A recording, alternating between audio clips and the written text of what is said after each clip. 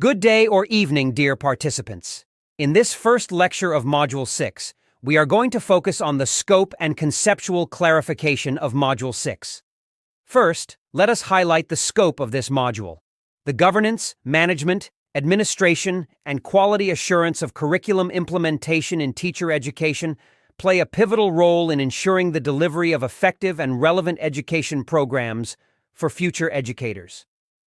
Aspiring teachers need to be equipped with the knowledge, skills, and competencies necessary to meet the demands of modern classrooms and contribute to student success. This module explores the essential components of curriculum governance, management, and administration, highlighting the significance of quality assurance measures in maintaining the standards of teacher education.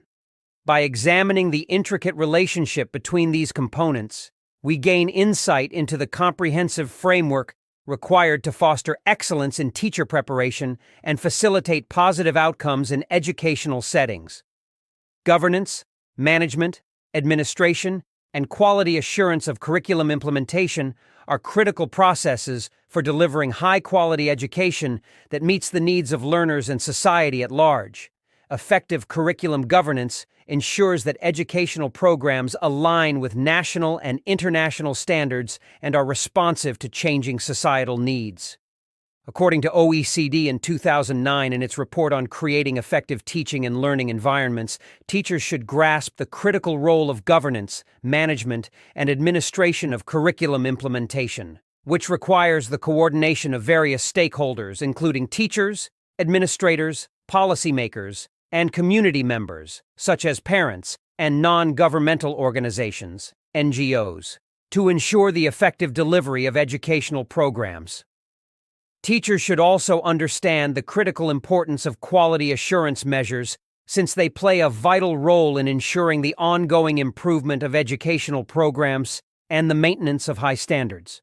Teachers and educators may indeed fear the potential negative consequences or punishment associated with the outcomes of quality evaluation measures. It's important to address these fears and ensure that quality evaluation measures are not designed for punishment purposes, but are designed and implemented in a way that promotes professional growth, supports teacher well-being, and fosters a positive teaching and learning environment. Collaboration between educators, administrators, policymakers, and stakeholders can help address these concerns and create evaluation systems that are fair, comprehensive, and supportive. The complex relationship between the four processes is explained below.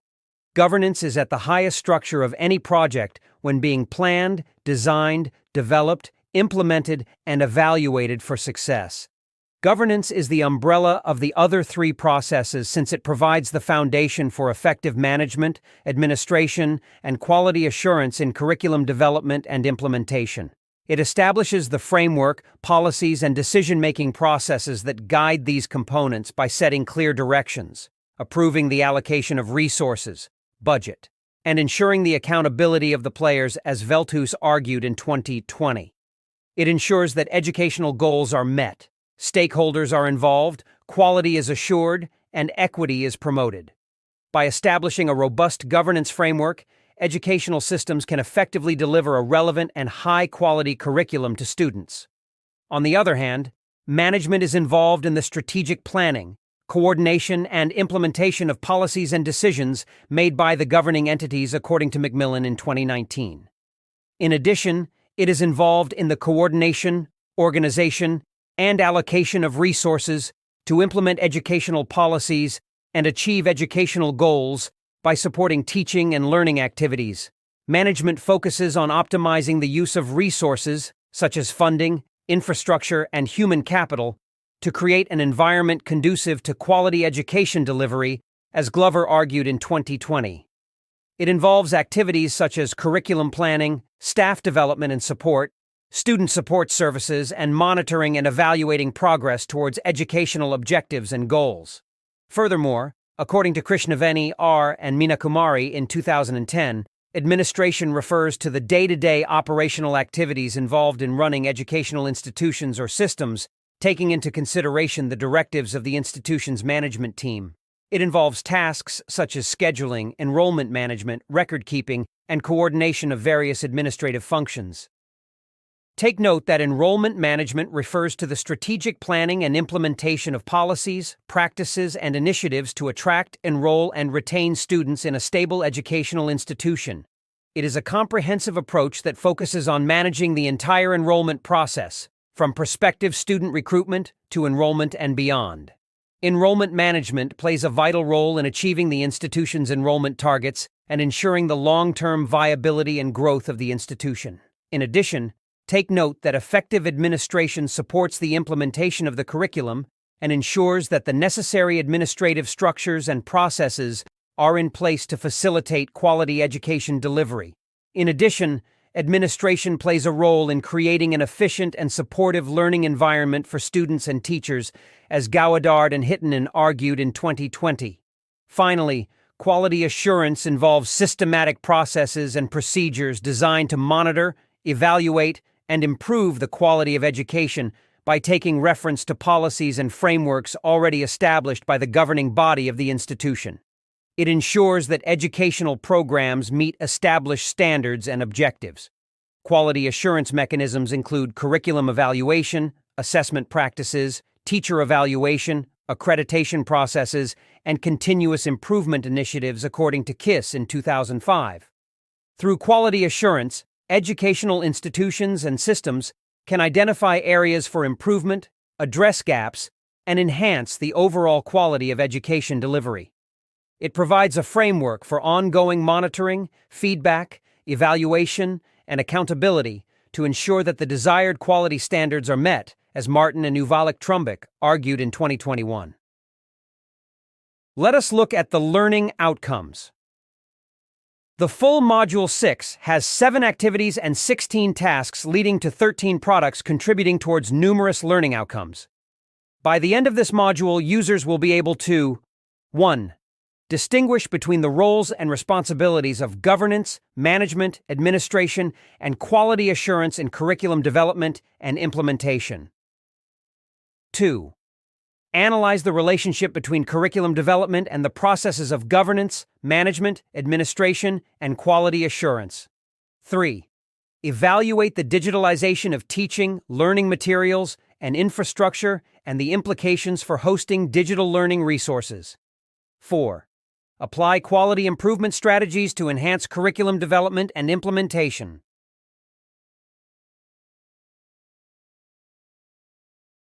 Now, let us look at the conceptual clarification of the module.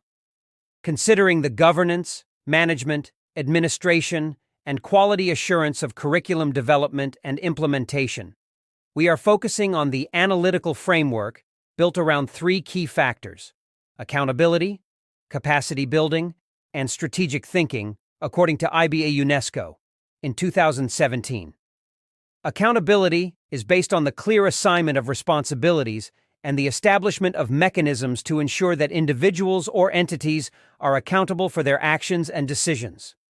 In the context of curriculum development and implementation, accountability involves defining roles and responsibilities for various stakeholders, such as curriculum developers, administrators, teachers, and policymakers.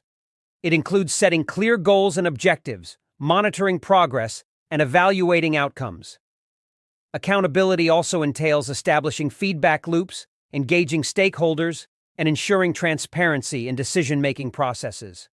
In addition, this module focuses on the notion of capacity building to enhance the knowledge, skills, and competencies of individuals and institutions involved in curriculum development and implementation.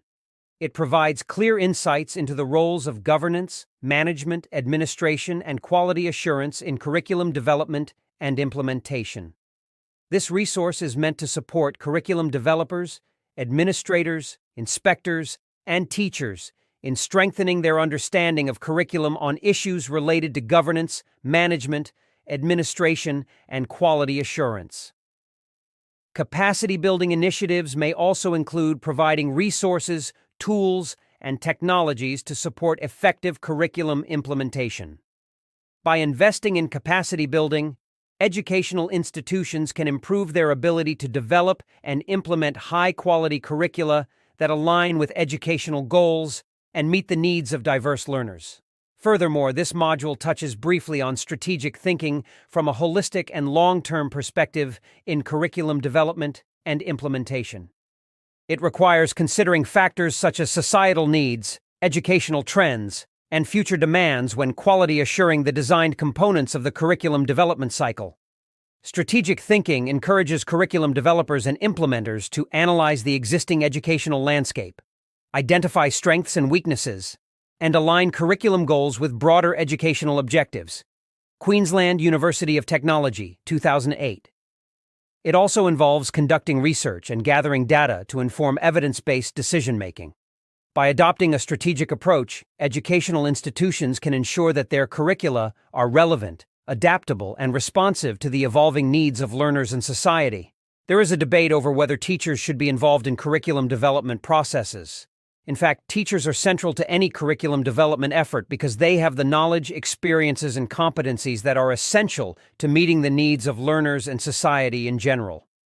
Better teachers support better learning because they are most knowledgeable about the practice of teaching and are responsible for introducing the curriculum in the classroom, as Al-Subai argued in 2016.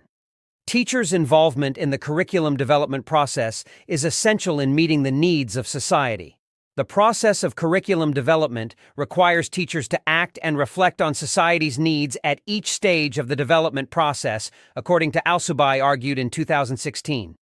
A well-developed curriculum provides several benefits for students and teachers. A curriculum that lays out course objectives and content sequencing lets the teacher focus on designing specific lessons and assessments to teach individual students effectively. In this section, we consider both the concepts of development and implementation of the curriculum because of the short discussion above. Take note that this module covers the following topics. 1. Role of the 4 processes in curriculum development and implementation. 2. Governance tools for curriculum development and implementation. 3. Teachers as managers and administrators in the classroom. 4. Opportunities for curriculum localization.